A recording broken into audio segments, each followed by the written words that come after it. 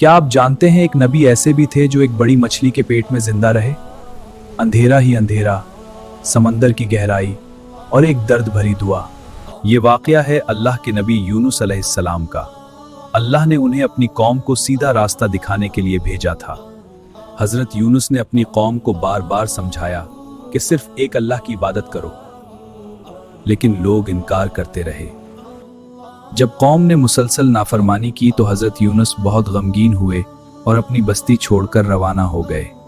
हजरत यूनुस एक कश्ती में सवार होकर समंदर की तरफ रवाना हो गए। अचानक समंदर में शदीद तूफान आ गया। कश्ती हिलने लगी और मुसाफिर खौफजदा हो गए। लोगों ने फैसला किया कि किसी एक को कश्ती से नीचे फेंकना होगा। जब कुरा डाला गया तो नाम हजरत यूनुस का निकला। हजरत यूनुस समंदर में गिर गए और उसी लम्हे एक बहुत बड़ी मछली ने उन्हें निगल लिया।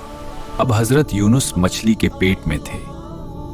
चारों तरफ अंधेरा, समंदर की गहराई और मुकम्मल तन्हाई। इस मुश्किल घड़ी में उन्होंने अल्लाह को पुकारा और ये दुआ पढ़ी, ला इलाहा इल्ला अंत सुब्हानक इन्नी कुन्तु मिनज़ ज़ालिमीन। अल्लाह को अपने बंदे की तौबा पसंद आई और मछली को हुक्म दिया कि यूनुस को साहिल पर पहुंचा दे। मछली ने हजरत यूनुस को साहिल पर बाहर निकाल दिया। ये वाकया हमें सिखाता है कि अल्लाह को सच्चे दिल से पुकारो तो वो अंधेरों से भी निजात दे देता है।